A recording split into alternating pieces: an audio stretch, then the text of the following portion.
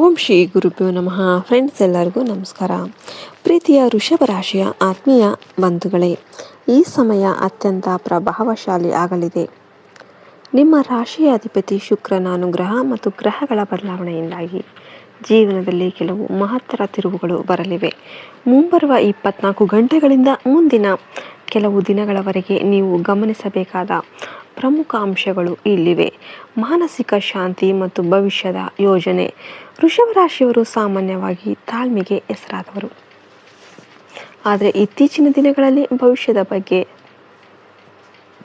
ಅತಿಯಾದ ಆತಂಕ ಅನ್ನೋದು ನಿಮ್ಮನ್ನು ಕಾಡ್ತಾ ಇರಬಹುದು. ಮುಂದಿನ ಜೀವನ ಹೇಗಿರುತ್ತೆ, ಆರ್ಥಿಕವಾಗಿ ನಾನು ಯಾವಾಗ ಸ್ಥಿರತೆ ಕಾಣ್ತೇನೆ ಎಂಬ ಚಿಂತೆ ನಿಮ್ಮ ಇಂದಿನ ಕೆಲಸದ ಮೇಲೆ ಪ್ರಭಾವ ಬೀರದಂತೆ ನೋಡಿಕೊಳ್ಳಿ. ಅತಿಯಾದ ಚಿಂತೆ ಮನುಷ್ಯನ ನಿದ್ದೆ ಮತ್ತು ನಿರ್ಧಾರಗಳನ್ನು ಹಾಳು ಮಾಡುತ್ತೆ.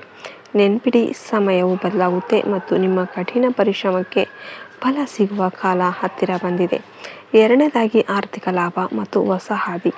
ಈ ಅವಧಿಯಲ್ಲಿ ನೀವು ಆರ್ಥಿಕವಾಗಿ ಸಬಲರಾಗೋದಕ್ಕೆ ಹೊಸ ದಾರಿಗಳು ಅನ್ನೋದು ಕಾಣಿಸಿಕೊಳ್ಳುತ್ತೆ. ಹಲವು ಮೂಲಗಳಿಂದ ಆದಾಯ. ಕೇವಲ ಒಂದು ಕೆಲಸದ ಮೇಲೆ ಅವಲಂಬಿತರಾಗೋದಕ್ಕೆ ಹೋಗಬೇಡಿ. ಸಣ್ಣ ಹೂಡಿಕೆಗಳು ಅಥವಾ ಪರ್ಯಾಯ ಆದಾಯದ ಮೂಲಗಳ ಬಗ್ಗೆ ನೀವು ಆದಷ್ಟು ಗಮನವನ್ನು ಹರಿಸಿ. ಸ್ಥಿರಾಸ್ತಿ ಯೋಗ. ನೀವು ಜಮೀನು ಅಥವಾ ಮನೆ ಖರೀದಿಸುವ ಬಗ್ಗೆ ಯೋಚನೆ ಮಾಡ್ತಿದ್ರೆ ಈ ಸಮಯ ನಿಮಗೆ ಪೂರಕವಾದ ಯೋಚನೆಗಳನ್ನು ರೂಪಿಸೋದಕ್ಕೆ ಸಹಾಯ ಮಾಡುತ್ತೆ. ಶುಕ್ರನ ಪ್ರಭಾವ. ನಿಮ್ಮ ರಾಶಿಯಲ್ಲಿ ಶುಕ್ರನು ಸಕ್ರಿಯ ಆಗಿರೋದ್ರಿಂದ ಸುಖ ಸೌಕರ್ಯಗಳ ಮೇಲೆ ಖರ್ಚು ಹೆಚ್ಚಾಗಬಹುದು, ಆದರೆ ಅಷ್ಟೇ ಪ್ರಮಾಣದಲ್ಲಿ ಹಣ ಬರುವ ಸಾಧ್ಯತೆ ಕೂಡ ಇರುತ್ತೆ. ಮೂರನೇದಾಗಿ, ಸಂಬಂಧಗಳಲ್ಲಿ ಏರಿಳಿತ. ಯಾರನ್ನ ನಂಬಬೇಕು? ನಿಮ್ಮ ರಾಶಿಯವರಿಗೆ ಈ ಸಮಯದಲ್ಲಿ ಒಂದು ವಿಶೇಷ ಎಚ್ಚರಿಕೆ ಇದೆ. ನಿಮ್ಮ ಅತಿ ಹತ್ತಿರದವರೇ ಅಥವಾ ರಕ್ತ ಸಂಬಂಧಿಗಳೇ ನಿಮ್ಮ ನಿರೀಕ್ಷೆಗಳನ್ನು ಹುಸಿಗೊಳಿಸಬಹುದು. ಸ್ವಾರ್ಥದ ಜಗತ್ತು. ಇಂದಿನ ದಿನಗಳಲ್ಲಿ ಜನರು ಸ್ವಾರ್ಥಕ್ಕಾಗಿ ಸಂಬಂಧಗಳನ್ನು ಬಳಸಿಕೊಳ್ತಾರೆ. ನಿಮ್ಮ ದಯಾಳು ಸ್ವಭಾವವನ್ನು ಯಾರೂ ಕೂಡ ದುರುಪಯೋಗ ಪಡಿಸಿಕೊಳ್ಳದಂತೆ ಜಾಗರೂಕರಾಗಿರಿ. ದ್ರೋಹದ ಎಚ್ಚರಿಕೆ. ನಿಮ್ಮ ಹಕ್ಕುಗಳನ್ನು ಕಸಿದುಕೊಳ್ಳೋದಕ್ಕೆ ಅಥವಾ ನಿಮ್ಮ ಮೇಲೆ ಸುಳ್ಳು ಆರೋಪಗಳನ್ನು ಮಾಡಲು ಕೆಲವರು ಹೊಂಚು ಹಾಕ್ತಾ ಇರ್ಬೋದು. ಅತಿಯಾದ ನಂಬಿಕೆ ಬೇಡ. ಸ್ತ್ರೀ ಶಕ್ತಿ. ಮನೆಯ ಮಹಿಳೆಯರ ಸಲಹೆಯನ್ನು ಪಡೆಯುವುದು ನಿಮಗೆ ಈ ಸಮಯದಲ್ಲಿ ಅದೃಷ್ಟವನ್ನು ತರಬಹುದು. ನಾಲ್ಕನೇದಾಗಿ, ದೈವಿಕ ಅನುಗ್ರಹ ಮತ್ತು ಪರಿಹಾರಗಳು. ಕಷ್ಟದ ಸಮಯವನ್ನು ಧೈರ್ಯದಿಂದ ಎದುರಿಸೋದಕ್ಕೆ ಆಧ್ಯಾತ್ಮದ ಮೊರೆ ಹೋಗೋದು ಉತ್ತಮವಾಗಿರುತ್ತೆ. ಶನಿದೇವರ ಆಶೀರ್ವಾದ ಮಾಡೋದರಿಂದ ನಿಮ್ಮ ಭಾಗ್ಯದ ಬಾಗಿಲು ಅನ್ನೋದು ತೆರೆಯಲಿದೆ. ನ್ಯಾಯಯುತವಾಗಿ ನಡೆಯುವವರಿಗೆ ಶನಿಯು ಯಾವಾಗಲೂ ಶುಭ ಫಲಗಳನ್ನೇ ನೀಡ್ತಾನೆ.